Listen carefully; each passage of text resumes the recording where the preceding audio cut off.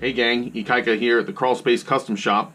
In this video I'll be going over the general assembly of the Game Changer 4.2 chassis and double T transmission and T-case.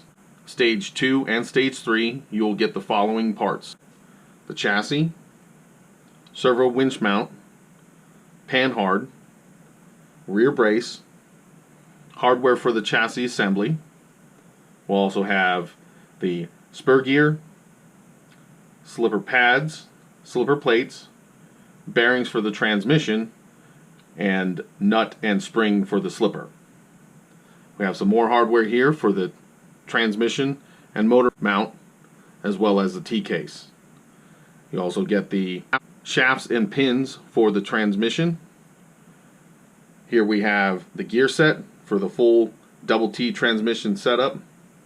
Over here we have the pins and shafts for the transfer case, more hardware, skid plate, and slave shaft. The tools I'll be using for this assembly is going to be a hammer, a dowel if you will. This one's hollow, which makes it easy to work with, a 1.5 driver, a 2.0 driver, a 7mm nut driver, utility knife to cut open bags if I need to, hemostats, needle nose, and painter's tape. First we're going to get started with the motor mount and transmission. To assemble the motor mount and transmission, we have the parts here. Here's the motor mount. The motor will go on the driver's side, so we're going to be putting the flange bearings for the motor plate here for the transmission to intersect into. Going to open up the bag here of bearings. We're going to take 2 of the flange bearings. There should be only 2, and 2 5x11 bearings for the transmission setup, and then we'll save the rest of these bearings for the T-case. First thing I'm going to do is seat the bearings in the transmission here.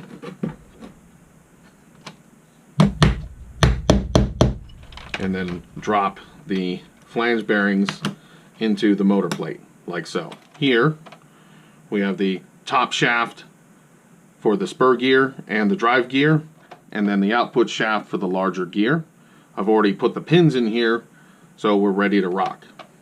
For the transmission, we're going to take the largest gear out of the gear set, and then the gear with the collar on it as the drive gear.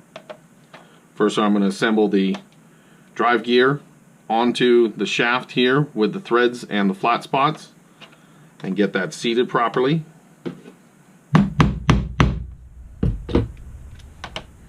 And then place that into the case with the collar towards the back. Next, I'm going to take the larger output gear here, and the pin is going to be seated in here into the output gear, like so.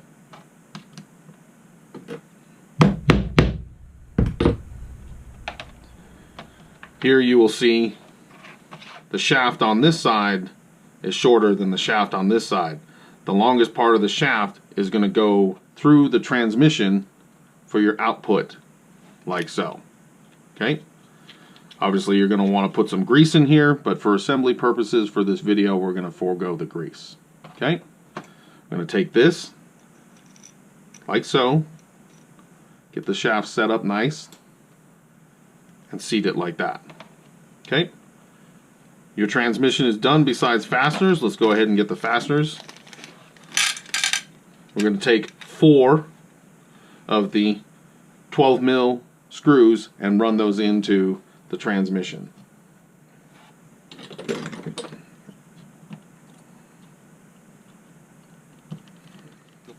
But there we go. We have the motor plate and transmission set up. Now going over to our slave shaft here. There is some shims included in the hardware for the slave shaft, which is nice. So if you want to put any of these into the transmission, you can, just to keep it nice and tight.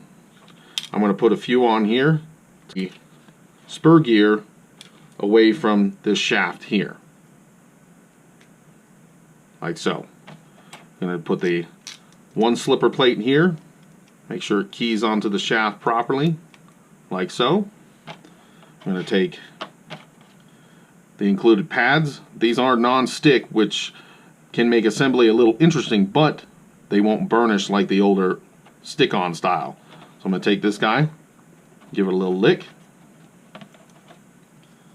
get it seated on the spur gear, do the same thing to the other side,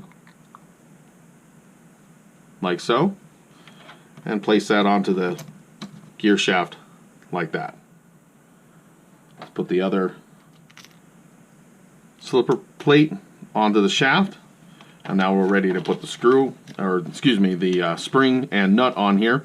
With this setup, you will get the nut and the slipper spring and the spacer. Go ahead and just get rid of that spacer. You don't need that. Crank that down like so. Oops. Now what I do to crank these down by hand, I will hold the slipper plate like so at an angle so it doesn't turn the shaft while I'm running this nut on. How you set your slipper is completely up to you. I like to run it fairly tight. And there we go. We have the transmission set up.